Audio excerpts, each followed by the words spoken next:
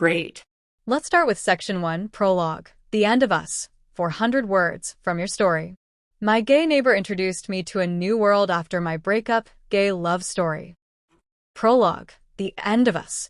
I used to believe that love, once found, never really fades. That was before Nico. We were together for 3 years. That kind of time weaves a person into your daily rituals, his toothbrush beside mine, the stupid little coffee mug he refused to let go of, our shared playlists, even the silence we had learned to live in. The silence became louder toward the end. It stretched between us like a wall neither of us wanted to admit was real. But it was. And in the end, he didn't shout.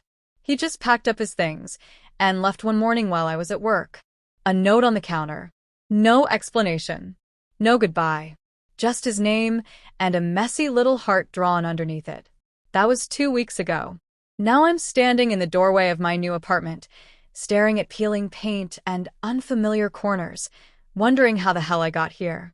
Everything smells like dust and floor polish. I haven't unpacked. The movers left hours ago. I just sat on the bare mattress and stared at nothing, wondering if maybe I'm the kind of person people outgrow. If maybe Nico left because I'm too much or not enough. The hallway outside is dim, narrow, and smells faintly like curry and lavender. My neighbor's door stands across from mine. Apartment 403. Mine's 402. I noticed earlier that someone had taped a rainbow flag to the peephole. There's also a sticker on the door that says, "Be gay. Do art." I should have found it funny. Instead, it made me feel old. Worn out. Like I missed the bus everyone else had already taken. Just as I turn to go back inside, I hear a door click. The neighbor's door swings open, and for a moment I freeze. He's taller than I expected, wearing a loose black tank top and paint-stained joggers, headphones around his neck. He sees me and grins, like we've known each other for years. His hair's messy, eyes sharp, but kind. He gives a little wave, and I nod awkwardly. Hey. New guy, right? He says. I nod again. Yeah. Darren. I'm Ari. Welcome to 4th floor Heartbreak Hotel. He smirks. You look like you needed to hear that. And somehow I did. Would you like to move on to Chapter 1? Meet Ari, 600 words, next. Perfect. Let's continue with Chapter 1. Meet Ari, 600 words, from your story. Chapter 1. Meet Ari. The next morning, I found a note slipped under my door. Hey Darren, I make a mean masala chai. Drop by tonight if you need something stronger than coffee and lighter than despair. 403. Ari. I read it 3 times before tossing it on the counter like it didn't matter. But it did. No one had said anything that warm to me in weeks. I spent most of the day pretending to unpack, but mostly just rearranged boxes. I debated going to Ari's place like it was some kind of test. I didn't want to lead him on. I didn't even know if I was ready to have real conversations, let alone make new connections. But by 8 p.m., I found myself knocking on his door. Ari opened it with a paintbrush still in hand, his fingers stained with teal and gold. The apartment smelled like cinnamon, incense, and something earthy. Warm. Right on time, he said, stepping aside. I was starting to think you were the polite type. The polite ones never show up. I'm polite, I muttered, stepping inside. I can tell. It's okay. I like troublemakers better. His place was a riot of color. Artwork leaned against walls, canvases covered the floor, and one whole wall was painted like a galaxy in motion. A bright red kettle hissed on the stove. I suddenly felt wildly underdressed in my plain t-shirt and jeans, like I had walked into someone else's story. You paint all this? I asked, nodding toward a surreal portrait of a man made of moons. Guilty. Ari shrugged. I work at a community arts center. Nights are for the weird stuff. He poured the chai into 2 mismatched mugs and handed me one. It was hot and spicy, with just enough sweetness to wake something up in me I didn't know was asleep. This is really good, I said, honestly surprised. I know, he smirked. So, Darren, from 402, you here to escape a breakup or just hunting ghosts? I nearly choked. Excuse me? He tilted his head. You have that look. The I just left in who didn't love me right face. That, or you're a very sad realtor. I laughed in spite of myself. Breakup. Knew it. Heartbreak Hotel never lies. Ari's ability to name what I was feeling without flinching was both terrifying and disarming. He didn't poke at the wound, he just saw it. I sat down on a giant purple bean bag, careful not to knock over a stack of sketchbooks. What gave it away? You look like someone trying not to cry in Target. I know the signs. He said it so casually, I wasn't even embarrassed. There was no pity in his voice, just recognition. Maybe he'd been there too. We talked for an hour. About nothing and everything. About the city, his art, my job in tech I didn't even like, the weird neighbor with a hairless cat. I didn't tell him everything. Not yet. But when I left that night, I realized something strange. My chest hurt a little less. As I stepped back into my apartment, a thought crossed my mind, not fully formed, but there. Maybe heartbreak wasn't the end of the story. Maybe it was just the beginning of something else. Would you like to move on to Chapter 2? Cracks in the Wall, 600 words, next? Awesome. Here's Chapter 2. Cracks in the Wall, 600 words, from your story. My gay neighbor introduced me to a new world after my breakup, gay love story. Chapter 2. Cracks in the Wall. The next time I saw Ari, it was past midnight. I'd been sitting on the floor in my living room, surrounded by unpacked boxes, staring at an old photo of Nico and me from 2 summers ago. We were in Provincetown, sunburned and smiling. I looked happy, he looked distracted, like he was already on his way out. I don't know why I opened the door. Maybe I just needed air. Or maybe I hoped I'd hear Ari's music again. That late-night jazz he always played like he wasn't afraid of being overheard. What I didn't expect was to find him in the hallway, barefoot, a paint-smeared tank top hanging off one shoulder, holding a bowl of popcorn and a sketchbook like he'd just been waiting for someone. He grinned. Insomnia twins. I blinked. You too. I don't really sleep, he said. I dream too much while I'm awake. That's enough for me.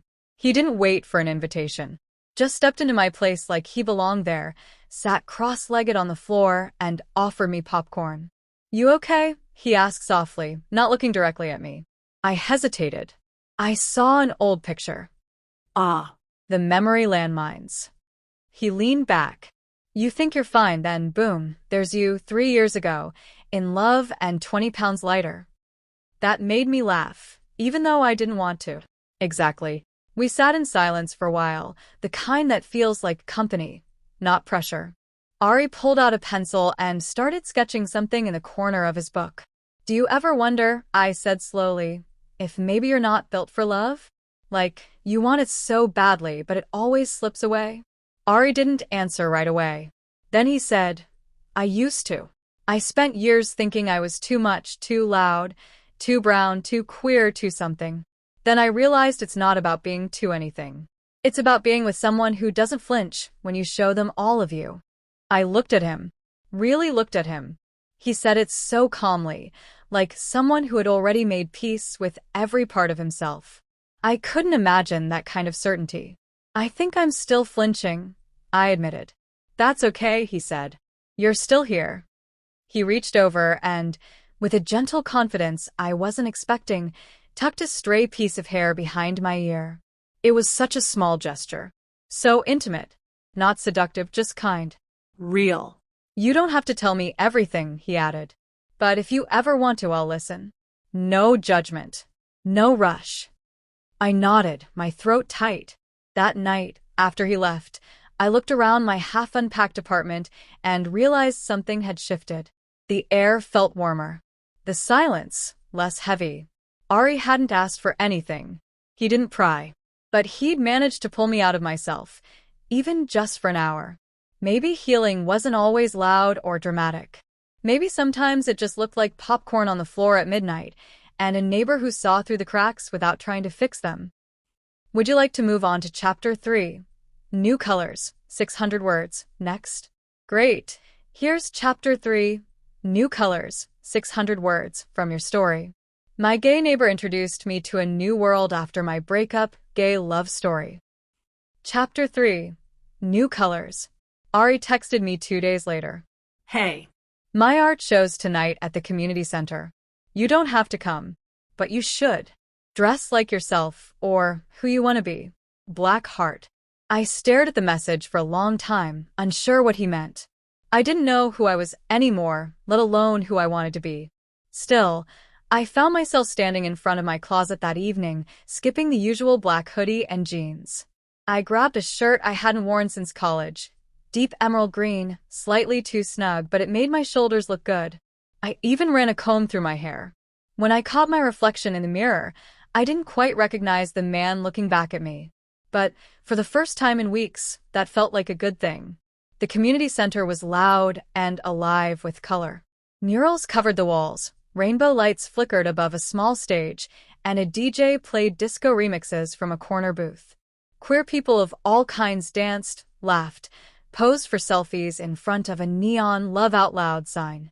I felt wildly out of place, and yet, a strange part of me relaxed, like my body remembered something my brain had forgotten. Ari found me before I found him. Look at you, he said, giving me an approving once-over. Green suits you. You said dress like who I want to be, I said, forcing a smile. I figured someone who isn't hiding. He nodded like that answer meant more than I realized. Come on, I'll show you something. He led me through the crowd to the gallery wing. Dozens of paintings lined the walls, all signed A. Kapoor in the corner. There were abstract pieces, bright portraits, dreamscapes. But one caught me off guard. It was a painting of a man curled up on the floor, surrounded by unpacked boxes. The world around him was a blur of light and motion, but he was still, gray-toned, faceless, stuck. I swallowed. That's you, Ari said softly. I turned to him. I painted it after I left your apartment that night, he continued. I wasn't trying to be invasive. It just came out. He looked embarrassed, suddenly unsure. I don't mind, I said quietly. It's kind of beautiful. Sad. But honest. He exhaled like he'd been holding his breath. I wanted to show what it's like to feel like the world keeps going without you, he said. But also that the colors are still there. Just waiting. We stood there, shoulder to shoulder, not speaking. Later, back in the main room, Ari introduced me to a few of his friends. A tattoo artist named Jordy, a non-binary dancer named Ash, a chef who made pride-themed cookies.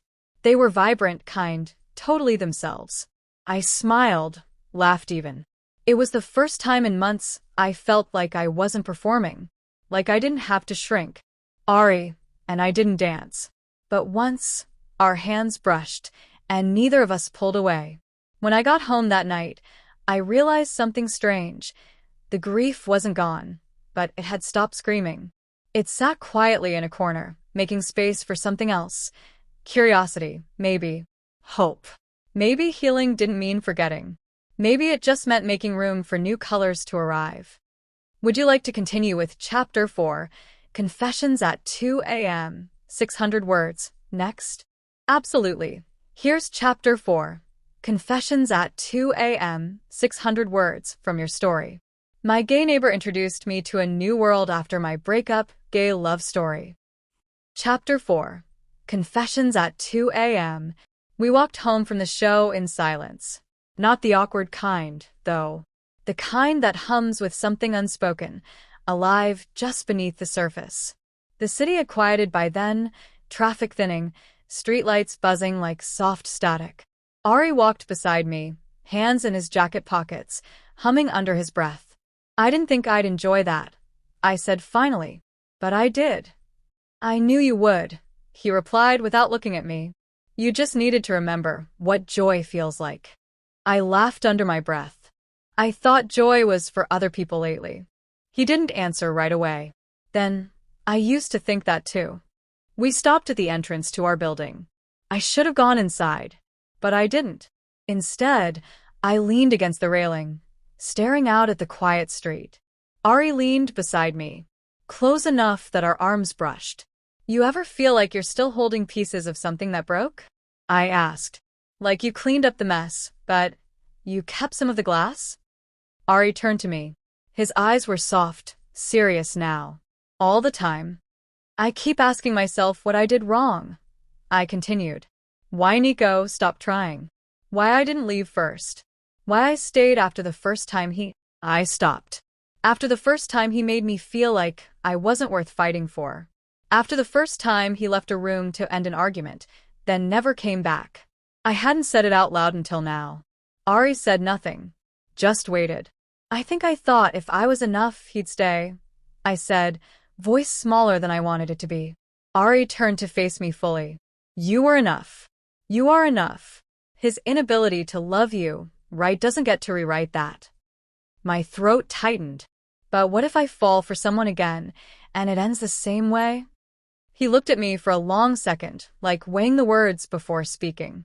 Then you'll survive it, he said gently. But maybe, just maybe, it won't end that way. There was a beat of silence. The kind where the world feels like it's paused just long enough for you to make a decision. Then I said, barely louder than a breath, are you scared too? Ari nodded, terrified. And then, without thinking too hard, I reached for his hand. His fingers curled around mine instantly. Warm. Steady. It wasn't fireworks. It wasn't electric. It was better. It was quiet and real and terrifying and right. We stood like that for what felt like hours, hands entwined, the world still around us. Eventually he leaned in. Not rushed. Not hungry. Just close. Our foreheads touched. Then noses. And then, finally, a kiss. Soft. Slow. A question more than an answer. When we pulled apart, I didn't feel dizzy. I didn't feel broken. I just felt seen. Ari smiled gently. You don't have to figure it all out tonight. I know, I whispered. But something had shifted. Something real. Maybe love didn't have to be loud or dramatic. Maybe it was two people choosing to show up for each other, even when they were scared. Especially when they were scared. Would you like to keep going with Chapter 5, Learning Love Again, 600 words, next? Absolutely. Here's Chapter 5, Learning Love Again, 600 words, from your story. My gay neighbor introduced me to a new world after my breakup, gay love story. Chapter 5, Learning Love Again. We didn't call it dating. There were no labels, no late-night declarations, no promises whispered under the covers. Just a quiet unfolding. Ari would show up at my door with samosas or sketchbooks. I'd bring him coffee from the cafe downstairs. We started trading little rituals. He'd play me music I'd never heard of, and I'd ramble about things like cybersecurity and dumb tech memes that made him roll his eyes. Some nights we talked for hours. Other nights we barely said anything at all, just shared space, letting silence mean comfort instead of distance. There was a steadiness to it I didn't know I'd been craving. And then I saw Nico again. It happened at a bookstore downtown. I was thumbing through a poetry collection I would have never picked up before I met Ari, something about longing and bruises that bloom like violets. And then I looked up and there he was. Nico. Still tall. Still beautiful in that expensive, curated way. Still carrying the same cool confidence, like nothing could touch him. He froze when he saw me. Smiled, faintly. Darren, he said, like my name was a question he hadn't asked in a while. Hey, I managed. There was a pause. Just long enough for regret to almost surface before he said, you look different. I am. He nodded slowly. Well, good to see you. And then he was gone. Just like that. No apology. No grand epiphany. No closure. I stood there, book still open in my hands, heart racing for reasons I couldn't explain. It wasn't heartbreak. Not anymore. It was something else. Emptiness, maybe. Or the realization that the person I'd mourned wasn't the person standing in front of me. That night I was quiet. Ari noticed instantly. You okay? He asked, sliding a mug of chai across the counter. I saw him, I said. Nico. Ari stilled, but didn't flinch. And I didn't feel what I thought I'd feel. Which was that I wanted him back. But I didn't. I swallowed. I felt sad for the version of me who waited for someone like him to see me. Ari came closer, leaned his elbows on the counter, eyes steady on mine. That version of you deserved better. and I think he finally knows it. I nodded, my chest aching in a different way. Ari reached out, gently brushing his fingers against mine. You don't owe me anything, Darren, he said. But I need to know if you're still looking backward. Because I'm not interested in being a detour. I looked up at him then, and I knew. I wasn't looking backward. I was terrified, still scarred, still figuring out what love even meant, but I wasn't trying to fix something broken anymore. I was trying to build something new. No detours, I whispered. Ari smiled, slow and wide, like dawn breaking across his face. Maybe love wasn't about erasing the past. Maybe it was about honoring the parts that hurt, while choosing, every day, to keep walking forward. Even if your steps were small. Would you like me to continue with Chapter 6, The Choice, 400 words, next? Absolutely. Here's Chapter 6, The Choice, 400 words from your story. My gay neighbor introduced me to a new world after my breakup, gay love story. Chapter 6, The Choice. I didn't go to Ari's that night. I sat with everything, Nico's ghost, Ari's question, my own fear, until it all got too loud to ignore. The next morning, I knocked on his door. Ari opened it slowly, like he wasn't sure what version of me would be standing there. I'm not here to run, I said. I'm not here to fall apart either. He raised an eyebrow. So, what are you here for? I took a breath. To tell you that when I saw Nico yesterday, I didn't feel love. I felt relief. Because I realized I don't want him back. I just wanted closure he was never going to give me. Ari didn't say anything, so I kept going. And I think I've been so afraid of loving someone again, not because I'm broken, but because I thought being loved meant losing pieces of myself. His eyes softened. And now, I stepped closer. Now I want to see what it's like to love someone who hands those pieces back, who doesn't need me to shrink to fit. Ari looked at me like he was seeing me clearly for the first time. You're sure? No, I said, smiling. But I'm choosing it. I'm choosing you. He didn't rush forward. He didn't say anything dramatic. He just took my face in his hands and kissed me like we were both remembering something we hadn't even lived yet. Slow, certain, present. And when we pulled apart, I felt like I had finally come home, not to a person but to myself. Maybe love wasn't something you fell into. Maybe it was something you walked toward with open hands and open eyes and the choice to stay. Would you like to close it out with the final epilogue? Pride, 200 words, next?